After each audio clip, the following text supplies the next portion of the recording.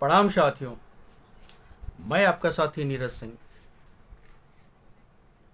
साथियों, आज 78वें स्वतंत्रता दिवस के अवसर पर प्रधानमंत्री नरेंद्र मोदी जी ने 11वीं बार ध्वजारोहण किया और राष्ट्र के नाम संबोधन किया, राष्ट्र को संबोधित किया। लेकिन दुख इस बात का है कि इस बार के संबोधन में प्रधानमंत्री थके हारे निराश लगे और जो वो भाषण दिए वो तो झूठ का पुलिंदा था। झूठ ऐसा कि झूठ भी शर्मा जाए। 2024 में वो 2047 के विकसित भारत का कोरी कल्पना सपना दिखला रहे थे। प्रधानमंत्री जी, आप 2024 नहीं, आपको 2029 तक मौका मिला हुआ है। कम से कम उस समय 2 काम जरूर कर दीजिए, तो हम मानेंगे कि भारत विकसित होने के कतार में खड़ा हो जाएगा। प्रधानमंत्री मोदी जी मई 2014 में लगभग 49 लाख करोड़ का कर्ज देश पे था और इस 10 सालों में, 10.25 सालों में कर्ज की सीमा 2,05,000 के करीब पहुंच गया। लाख करोड़ के करीब, लगभग 4 गुना बढ़ गया। मोदी जी, आप कुछ करें चाहे ना करें, आपसे हाथ जोड़ के विनती है, युवाओं के लिए, आने वाली पीढ़ियों के लिए, इस देश के खातिर, क्योंकि आपके लिए नेशन फर्स्ट है। कर्ज की सीमा, कर्ज को घटा के, पूरा तो खत्म नहीं हो सकता आपसे, लेकिन कम से कम इतना करें कि जितना पे आपको कर्ज मिला था मनमोहन सिंह सरकार से, वहां तक पहुंचा दीजिए। 2,05,000 को घटा के 49 लाख के करीब में पहुंचा दीजिए। क्योंकि आज भारत सरकार के बजट का लगभग 26-27% सिर्फ और सिर्फ ब्याज अदायगी में जा रहा है। और इसलिए शायद आपको शिक्षा बजट में कटौती करना पड़ रहा है, रक्षा बजट में कटौती करना पड़ रहा है।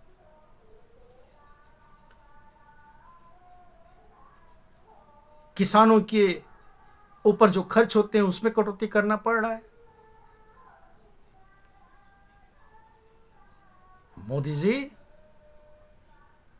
देश को अगर मजबूत करना चाहते हैं तो बगैर इस ब्याज को खत्म किए हुए, कर्ज को खत्म किए हुए यह संभव नहीं है।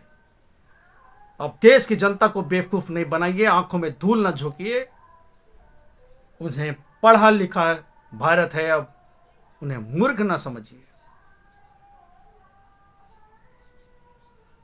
जिस देश पे इतना बड़ा कर्ज है वो 2047 के सपने दिखला रहा है।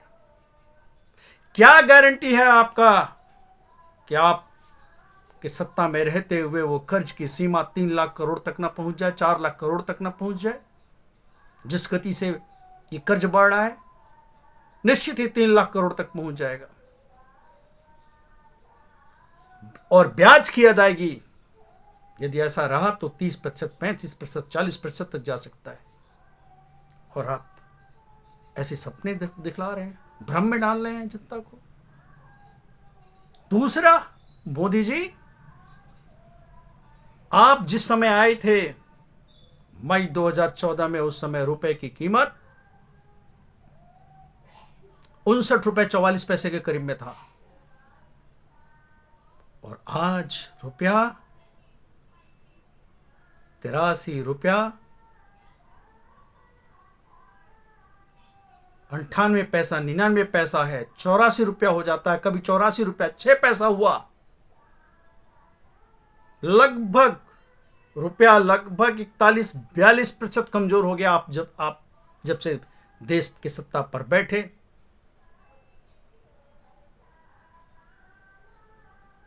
घृणा की राजनीति करते, बदले की भावना की राजनीति करते। आपको फुर्सत नहीं है कि आप वित्तीय स्थितियों को के ऊपर ध्यान दे, उसे संभाल पाए। आपके वित्त मंत्री एक अक्षम वित्त मंत्री। आप महिलाओं के सम्मान की बात करते मोदी जी, आपको शोभा नहीं देता। मणिपुर में महिलाओं को जो नंगे घुमाया गया है, मुंह में फेविकोल चिपका रहा है, एक शब्द ना निकला, आप महिलाओं के सम्मान की बात करते हैं। आप चाहते हैं कि बलात्कारियों को जो सजा मिले उस पर चर्चा हो। मोदी जी, आप कहां बलात्कारियों के खिलाफ में हैं? आपके दल के अगर बलात्कारी हैं तो वो भी पवित्र होते हैं।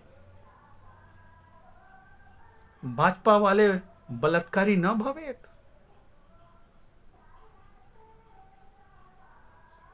आपकी भाजपा की पार्टी की अगर कोई सिंगर है, कोई ब्रिजमोहन शरण सिंह है,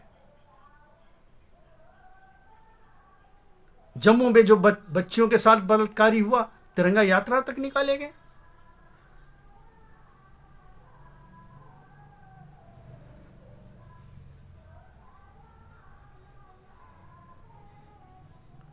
अब बलात्कारियों की सजा तो होती है, लेकिन वो बलात्कारी भाजपा का नहीं होना चाहिए।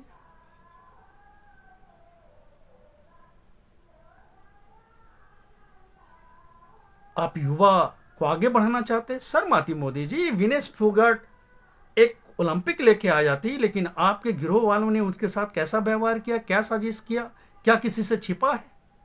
100 ग्राम वजन की वजह से उसने फाइनल में नहीं लड़ने दिया गया, सिल्वर मेडल भी उनसे छीन लिया गया। आप महिलाओं की सम्मान की बात करते हैं, युवाओं के लिए बात करते हैं। आप बलात्कारियों को पैरोल देते हैं, इराम रहीम बाबा को।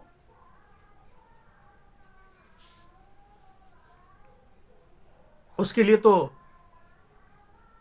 सजा नहीं हो, जेल टूरिज्म का एक सेंटर हो गया। वो जा रहा है, आ रहा है, जा रहा है, आ रहा है। क्या मजाक बना के रख दिया है मोदी जी। एक बलात्कारी के पीछे पीछे आप वोट लेने के खातिर कितना गिर जाते हैं। और वो एक कौन था, शायद कोई कुंडा या क्या नाम था, जिसका हरियाणा का जो मंत्री बना, किस तरह से एक बच्ची के साथ पीछे पड़ा, उस एयर होस्टेस के पीछे, जिसका एक विमान भी था। मंत्री बनाया आपने आपके सरकार में।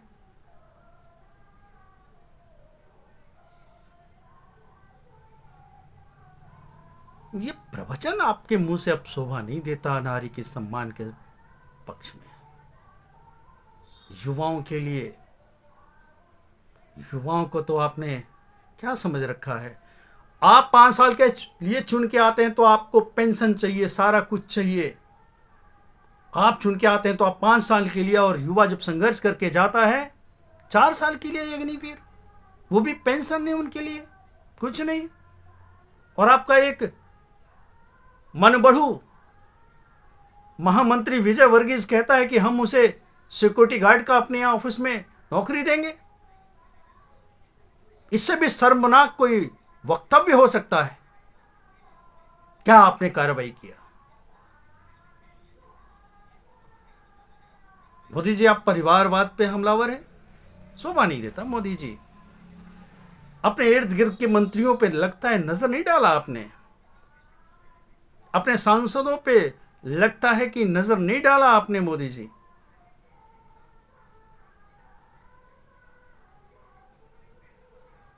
क्या चिराग पासवान परिवारवाद की देन नहीं है? क्या वो अपने संघर्ष की वजह से है? क्या अनुराग ठाकुर आपके सांसद परिवारवाद के देन नहीं है? क्या धर्मेंद्र प्रधान आपके परिवारवाद के देन नहीं है?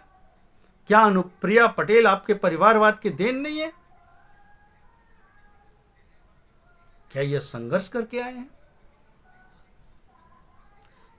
क्या गोयल साहब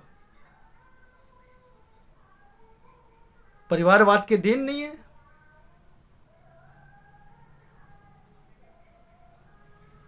कितने परिवारवादियों के नाम गिनाया जाए?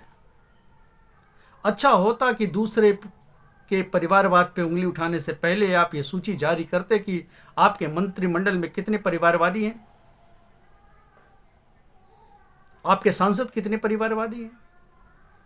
क्या ज्योतिरादित्य सिंधिया परिवारवाद की देन नहीं है? क्या बांसुरी स्वराज परिवारवाद की देन नहीं है?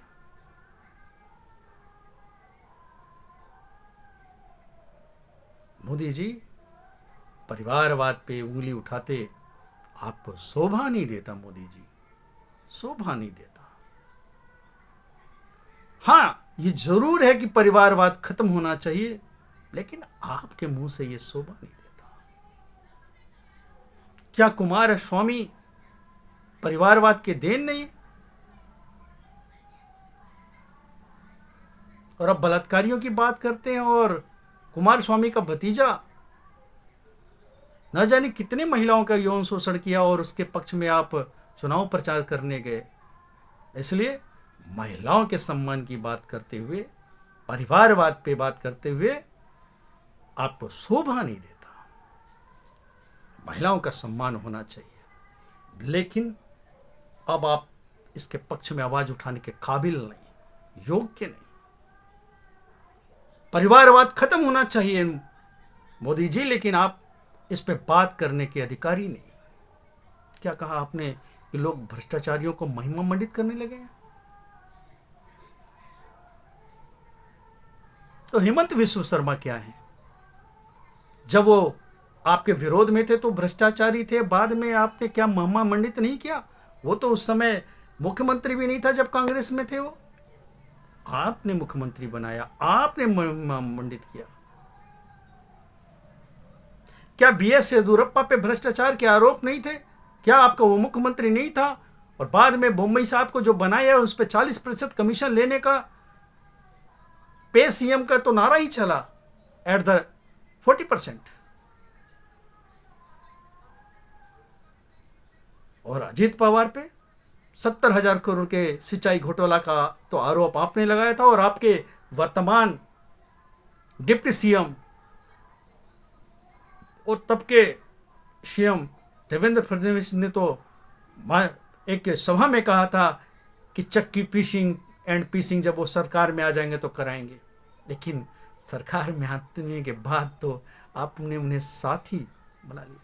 न केवल साथी बनाया, न केवल सिर्फ डिप्टी सीएम बनाया, बल्कि प्रदेश का खजाने का मालिक भी उन्हें बना दिया, वित्त मंत्रालय भी उन्हें दे दिया। मोदी जी, भ्रष्टाचार पे भी बात करते हुए आपको शोभा नहीं देता। इस देश से भ्रष्टाचार खत्म होना चाहिए, भ्रष्टाचार के खिलाफ निर्णायक लड़ाई लड़ी जानी चाहिए, लेकिन उसमें आप नहीं हो सकते, वो आप नहीं हो सकते जो निर्णायक लड़ाई लड़े। भ्रष्टाचारी आपके हमजोली हैं, भ्रष्टाचार में आपकी 10 उंगलियां डूबी हुई हैं। इलेक्टोरल बॉन्ड जिसे सुप्रीम कोर्ट ने असंवैधानिक ठहराया, उनके माध्यम से लिए हुए सारे पैसे जब्त होने चाहिए थे। क्या वो भ्रष्टाचार नहीं है? और आपके खिलाफ बाकायदा मुकदमा चलाया जाना चाहिए था कि असंवैधानिक रूप से आपने पैसा इकट्ठा किया, धन इकट्ठा किया। किन किन से लिया? वैक्सीन कंपनियों से लिया, जिस वैक्सीन के बारे आप महिमा मंडित कर रहे थे, उनसे पैसा लेने के एवज में गलत वैक्सीन लोगों को डलवाया, और उसके दुष्परिणाम जनता के देश के सामने हैं। आए दिन अचानक लोग हार्ट अटैक से मर जा रहे हैं, तमाम तरह की परेशानियां हो रही हैं, बच्चियां कहीं मर गई। इन कत्ल के आप गुनहगार हैं, ये आपके भ्रष्टाचार की वजह से हुआ। 10 उंगलियां, दोनों हाथ आपके भ्रष्टाचार में डूबे हुए हैं। आए दिन सड़कें धंस रही हैं, पुल गिर रहे हैं, एयरपोर्ट छू रहा है। क्या ये भ्रष्टाचार की वानगी नहीं है? 50% तो सिर्फ कमीशन में चला जा रहा है। आपके गिरोह वाले कमीशन खा रहे हैं। और तो और दूर की बात तो छोड़िए, जिस संसद को आपने बनवाया, तमाम विरोध के बाद, कोरोना के प्रतिकूल परिस्थितियों के रहते हुए, देश में संसाधनों की कमी हो रहते हुए, आपके जिद की वजह से, आपके पागलपन की वजह से, जिससे 1200 करोड़ रुपए में 12 अरब में बनाया, वो नया संसद भवन पहले ही बरसात में चूने लग गया। क्या ये भ्रष्टाचार की वानगी नहीं है? क्या ये एक नया टेक्नोलॉजी आपने बनाया कि संसद में रहते हुए लोगों को बारिश का आनंद भी दिलवाएंगे? आप बोल सकते हैं। आप लोगों में मान मर्यादा की तो कोई कमी नहीं, कुछ भी बोल सकते हैं, बहाना कर सकते हैं। क्या कहा मोदी जी ने कि आप विश्वविद्यालयों को विश्व स्तरीय बनाएंगे? तो मजाक करें मोदी जी। आपके गिरोह वाले तो देश के सबसे प्रतिष्ठित विश्वविद्यालय जेएनयू की तरफ तोप का मुंह करने वाले थे। उनकी तो चली नहीं तो उसे भी खत्म कर देते, जैसे नालंदा को खत्म किया। नालंदा भी आपका बनवाया हुआ नहीं मोदी जी, भले वो आप फीता काटने गए हो। ये नीतीश कुमार जी के पहल पे मनमोहन सिंह की सरकार ने फंडिंग किया था, जिसकी वजह से बना। और आपके दल वालों को, आपके गिरोह वालों को ज्ञान विज्ञान से क्या लेना देना? ज्ञान विज्ञान तो भारत में बुद्धिज्म का देन है। आप ये कहते हैं ये बुद्ध की भूमि है, हम युद्ध को स्वीकार नहीं करते, लेकिन ये आप ऊपरी ऊपरी मन से कहते हैं मोदी जी। यदि वाकई आप बुद्धिज्म को चाहते हैं तो उसे बढ़ावा क्यों नहीं देते? उनके हथियाए हुए मठ मंदिरों को मुक्त क्यों नहीं करा देते? बुद्ध जिस भाषा में बोलते थे, जिस लोकल भाषा में, आंचलिक भाषा में, अशास्त्रीय, जिसका तथा कथित अशास्त्रीय भाषा, जिन्हें आप आरोप लगाते हैं अशास्त्रीय भाषा, उस पाली भाषा को आप आगे क्यों नहीं बढ़ाते? उसके लिपि, धम्म लिपि को, बमही लिपि को आगे क्यों नहीं बढ़ाते? यदि वास्तव में भारत को उसके ज्ञान विज्ञान से अवगत कराना है, भारत को भारत के पांव पे खड़ा करना है, तो देर ना सवेर भारत के युवाओं को, जन जन को पाली भाषा से अवगत कराना पड़ेगा, धम्म लिपि से अवगत कराना पड़ेगा, बमी लिपि से अवगत कराना पड़ेगा। और इसी धम्म लिपि, इसी बमही लिपि से संस्कृत का विकास हुआ, संस्कृत के देवनागरी का विकास हुआ, जिसमें संस्कृत लिखी जाती है। पाली और ईरानी भाषा मिलके संस्कृत का विकास हुआ, जैसा कि प्रोफेसर राजेंद्र सिंह कहते हैं। वह पिजन भाषा है। मैं भाषा वैज्ञानिक तो नहीं, लेकिन उनके कहे के अनुसार मैं कह रहा हूं, और उनके पास साक्ष्य भी है। उन्होंने कई बार इसको वीडियो भी बनाया, चाहे तो लोग देख सकते हैं, डॉक्टर राजेंद्र सिंह की तमाम किताब हैं। मोतीलाल जी की भी धम्म लिपि के ऊपर किताब है, राजू पटेल जी की हैं, उन सब का अध्ययन कर सकते हैं आप लोग।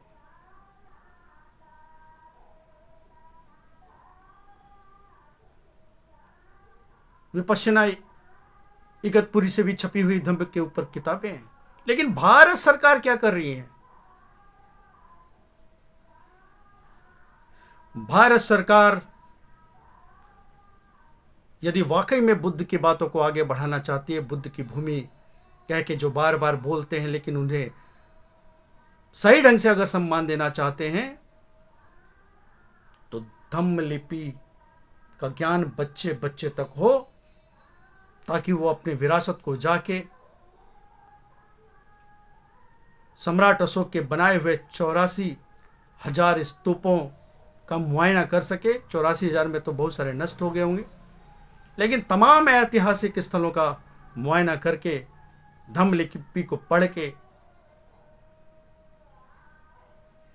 मार्गदाता गौतम बुद्ध के उपदेशों से अवगत हो सके। ये करना पड़ेगा।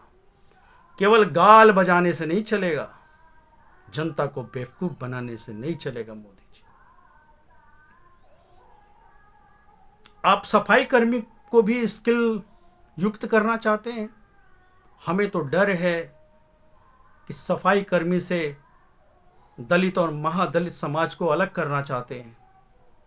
जिस तरह से बिहार में या अन्य जगहों पे चौकीदारी का परंपरागत जिम्मा पासवान समाज को था, जिनके ईमानदारी और बहादुरी में आज भी कोई शक नहीं कर सकता, इनकी चौकीदारी की आजीविका पर धावा बोला गया और तमाम दूसरे लोग जो उसके अधिकारी नहीं उन्हें भरा गया।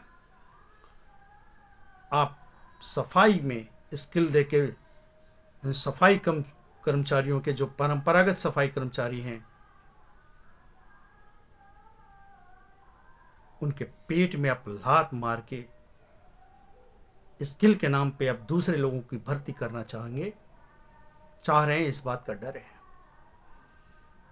अब भगवान बिरसा मुंडा के आप भक्त हैं, उनको याद कर रहे हैं। उनको याद करने के अधिकारी नहीं है मोदी जी। आप बिरसा मुंडा के वंशजों को, उनके सपूतों को आप जेल में डालते हैं झूठी केसों पे। आदिवासी समाज का अपने पांव पे खड़ा हुआ स्वतंत्र नेता हेमंत सोरेन आपको बर्दाश्त नहीं, आप उसे जेल में डालते हैं। और जब झारखंड में इलेक्शन नजदीक आ गया तो भगवान बिरसा मुंडा आपको याद आ रहे हैं। आदिवासियों के को जल जंगल जमीन से बेदखल करने वाले मोदी जी, उनके संपदाओं पे गिद्ध दृष्टि डालते हुए आप और आपके गिरोह अडानी अंबानी लोग उनके साथ आप बगुला प्रेम दिखला रहे हैं। बगुला नदी के तालाब के किनारे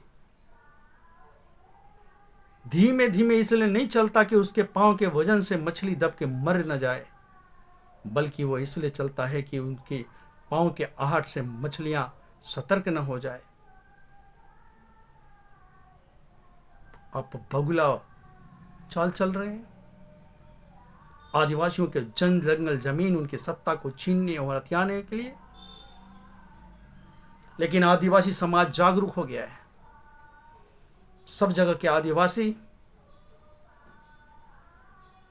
उड़ीसा और छत्तीसगढ़ वाले नहीं है, झारखंड के, वो आपके गलत मंसूबे पे पानी फेर देंगे, मुंहतोड़ जवाब देंगे आपको। एक एक आदिवासी आपके चाल को समझ चुका है। उड़ीसा वो पांडियन की वजह से हाथ से चला गया, और छल से नवीन पटनायक की वजह से। छत्तीसगढ़ में भी आप झूठे आरोप लगा के छल प्रपंच के द्वारा सत्ता को हासिल किया है।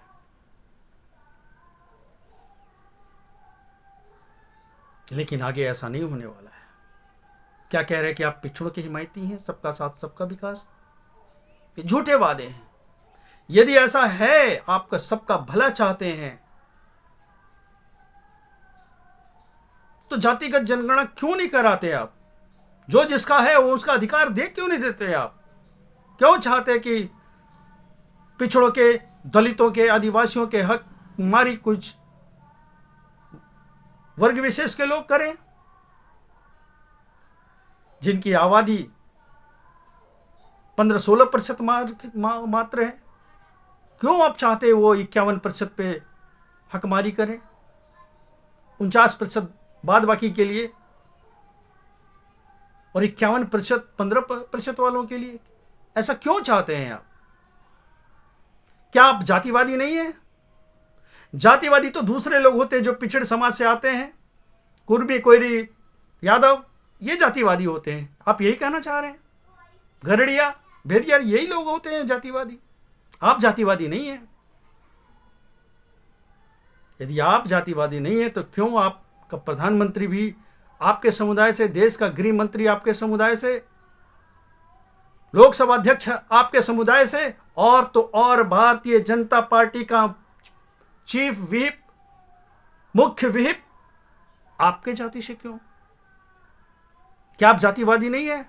सच तो यह है कि भारतीय जनता पार्टी ही जातिवादी पार्टी है, और यह जातिवाद के प्रतिरोध में दूसरे दल अगर आगे बढ़ते हैं, दूसरे समाज के आगे लोग बढ़ते हैं, तो उसे आप जातिवादी ठहरा देते हैं, क्योंकि मनुवादी मीडिया, जातिवादी मीडिया आपके साथ है, और ऐसा कर ले जाने में आप उनके द्वारा, उनके सहयोग से सफल हो जाते हैं।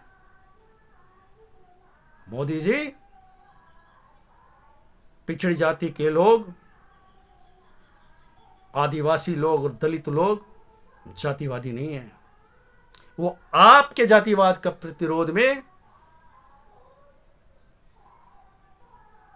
जो पहले कांग्रेस पार्टी करती थी, उसके प्रतिरोध में खड़ी हुई एक ताकत है, जो अपने अधिकार के लिए खड़ी हुई है, और उन अधिकारों का हस्तांतरण नीचे के लोगों को, नीचे के तबके के लोगों में कर रही है। जातिवादी आप हैं। खबरदार, जो आप जातिवादी इन लोगों को कहने का कोशिश करिए। मोदी जी, आप वन डिस्ट्रिक्ट वन प्रोडक्ट की बात करते हैं, इसके भी आप अधिकारी नहीं हैं। आपको ये सूची देनी चाहिए कि भारत के 600 जिलों के लिए आपने किन 600 प्रोडक्ट को आगे बढ़ाया। मेरा परिवार भी इस बात का भुक्तभोगी है। मैं बिहार के मुजफ्फरपुर से हूँ, जहाँ लीची का उत्पादन बहुतायत होता है। मेरी पत्नी लीची के तमाम प्रोडक्ट बनाती है, और आपके नुमाइंदा, नेफेड के नुमाइंदे 3 साल पहले हमारे पास आए थे कि आपका सामान हम खरीदेंगे, आप बनाइए, लेकिन उस साल तो वो गायब हो गए। फिर उसके साथ दूसरे साल नेफेड के नुमाइंदे फिर आए, और बाकायदा 100 रुपए के बॉन्ड पेपर पे, स्टाम्प पेपर पे MOU साइन किया कि हम आपका उत्पाद खरीदेंगे। वो MOU साइन करने के बावजूद मेरे जेब से 1000 रुपया से ज्यादा खर्च हुआ, उसके बावजूद वो नहीं आए। उन्होंने कहा था कि हम टेक्नोलॉजी हस्तांतरित करेंगे, हम जो बताएंगे वो प्रोडक्ट आप बनाइए, हम खरीदेंगे। इस बात का समझौता हुआ था। ना उन्होंने टेक्नोलॉजी हस्तांतरित किया। मुझे तो शक है कि उनके पास लीची से संबंधित कोई टेक्नोलॉजी थी भी नहीं, वो हम ही लोग पे प्रयोग करना चाहते थे।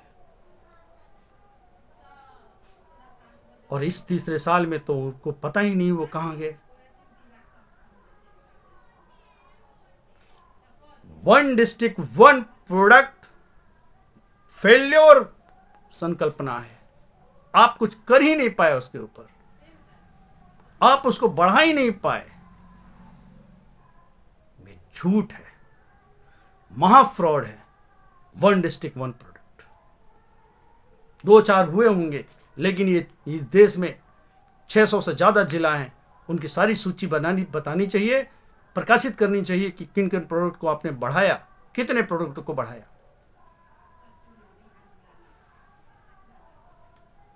साथियों,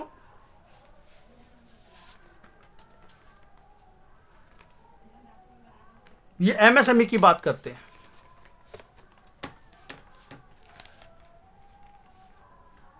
लेकिन MSME की तो कमर तोड़ दिया आपने बेतहासा GST को लगा के। 18%, 24% तक GST भर के कोई MSME खड़ा नहीं हो सकता है उन बड़ी कंपनियों के बरक्स। कोई छोटी कंपनी कोई उत्पाद को बनाएगी तो उसका कॉस्ट ऑफ प्रोडक्शन ज़्यादा होगा, क्योंकि वो छोटे मात्रा में रॉ मटेरियल को परचेज करेगा, इसलिए उसकी कीमत ज़्यादा होगी। उसके पास वो टेक्नोलॉजी नहीं होगा जो बड़ी कंपनियों के पास है, इसलिए उसका कीमत ज़्यादा होगा। इसलिए उसके सामने खड़ा होने के लिए उन्हें कुछ तो रियायत देनी पड़ेगी। लेकिन ताज्जुब की बात है, जो 50,000 का जो माल उत्पादित करे उसे भी 18% का टैक्स देना है, और जो हजारों करोड़ का माल उत्पादन करे उसे भी उसी वही रेट से, उसे भी उन तमाम झंझट भरी प्रक्रिया से गुजरना पड़े जो बड़े कंपनियों को करना पड़ता है, वो सरवाइव ही नहीं कर पाएगा, खड़ा ही नहीं हो पाएगा। ये एक मजाक बन के रह गया है। क्या आप एमएसएमई को कोई मदद करना चाहते हैं? बिहार का अनुभव है, मुख्यमंत्री उद्यमी योजना के तमाम प्रयास हुए, 10 लाख रुपए देके, जिसमें 50% सब्सिडी था महिलाओं के लिए विदाउट इंटरेस्ट, या इंटरेस्ट भी है तो 1%, लेकिन इस जीएसटी की वजह से क्या वो बड़े कंपनियों के उत्पाद का मुकाबला कर पाएगा? असंभव।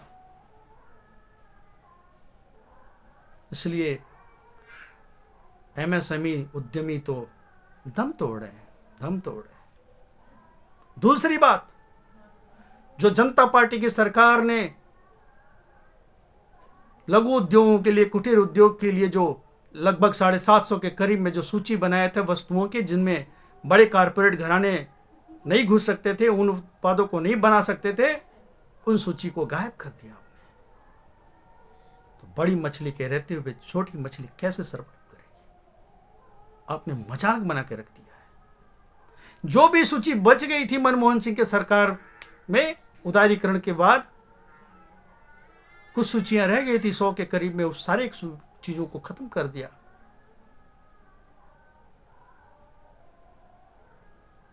इस तरह से आप बड़े मछलियों के मुंह में इन छोटे उद्यमों को झोंकने का पूरा प्रबंध कर दिया है मोदी जी ने आपने। और आप एमएसएमई की बात करते हैं, उसके ऊपर भी बात करने के आपको अधिकारी नहीं है जब तक कि आप जीएसटी कम ना करें। दूसरा, जब तक कि वो बाधा या इन छोटे लघु उद्यमियों को, एमएसएमई को बड़े कंपनियों के बरस जब तक कि आप सुरक्षा नहीं देंगे, संरक्षण नहीं देंगे, एमएसएमई खड़ा नहीं हो सकता है। वो कंपटीशन के मार में खत्म हो जाएगा। मोदी जी, आप सेना की तो बात करते हैं, लेकिन सर्जिकल स्ट्राइक की बात करते हैं आप, लेकिन चीन के मामले में आप चुप रह जाते हैं। वो आपकी जमीन हड़प लिया, आपके सांसद इस पे आरोप लगाते हैं, लेकिन चीन के सामने आपका मुंह नहीं खुलता। चीन पे भी तो एक सर्जिकल स्ट्राइक कर सकते थे आप। पुलवामा में आरडीएक्स कहां से आया, क्या कोई जांच हुई?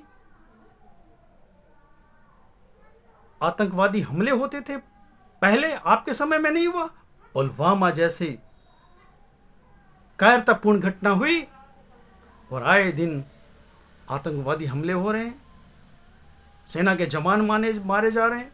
अब तो 2000 का नोट लाके आतंकवाद की कमर तोड़ने वाले थे, लेकिन आज भी आतंकवादी घटनाएं हो रही हैं।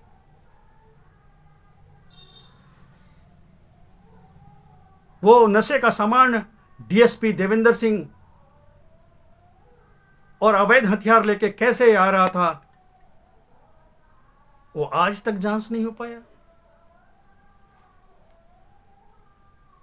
कोई जांच रिपोर्ट नहीं आई। मोदी जी, पुलवामा जैसे घटना को भी आप याद कर लेते, आज उनके शहीदों को भी आज नमन कर लेते, श्रद्धांजलि दे लेते। क्या पुलवामा घटना याद करने से आपको डर लगता है?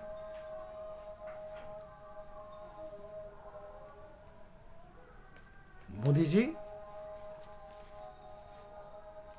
कहीं अपने लोगों ने ही तो ये काम नहीं कराया था चुनाव जीतने के लिए, जैसा कि तमाम लोगों का आरोप है। आरोप हो भी क्यों नहीं, क्योंकि आज तक कोई जांच नहीं आया, कोई पकड़ा नहीं गया उसके ऊपर। तो मोदी जी, आप नेशन फर्स्ट की बात करते हैं, लेकिन हमें तो लगता है आपके लिए नेशन फर्स्ट नहीं, आपके लिए सत्ता फर्स्ट है, राजनीति फर्स्ट है, जिसके लिए आपने अपनी पत्नी को छोड़ दिया। आज भी कम से कम आज तो बुला लेते 11वीं स्वतंत्रता दिवस के अवसर पर, उस बेचारी को इतना तो सम्मान दे लेते, दर्शक दीर्घा में ही बैठा लेते। सत्ता आपके लिए फर्स्ट है, नेशन फर्स्ट नहीं है। नेशन फर्स्ट होता तो चीन से आप भिड़ जाते। आप विपक्षी पार्टियों पे इतना बुरी तरह से ईडी सीबीआई इनकम टैक्स वालों का दुरुपयोग नहीं करते, जिसके कन्विक्शन का रेट 9 के बराबर है, नगण्य है। क्या ईडी सीबीआई इनकम टैक्स वाले और तमाम संस्थाएं आपके लिए काम नहीं कर रही? आज स्वतंत्रता दिवस के अपने 11वें साल में आपको सुप्रीम कोर्ट की याद आ गई, सुप्रीम कोर्ट के सम्मान की बात याद आ गई। मोदी जी चुनाव आयुक्त के ऊपर भी तो उसने कोई डिसीजन दिया था, उसका तो आपने संशोधन करा दिया। दिल्ली के गवर्नर के ऊपर भी सुप्रीम कोर्ट ने कोई डिसीजन दिया था, उसे तो आप बदल दिए, पलट दिए। वहां तो सुप्रीम कोर्ट का असम्मान नहीं हुआ। तो जहां आपकी इच्छा होगी वहां सुप्रीम कोर्ट आज आ जाएगा, और जहां नहीं होगा वहां सुप्रीम कोर्ट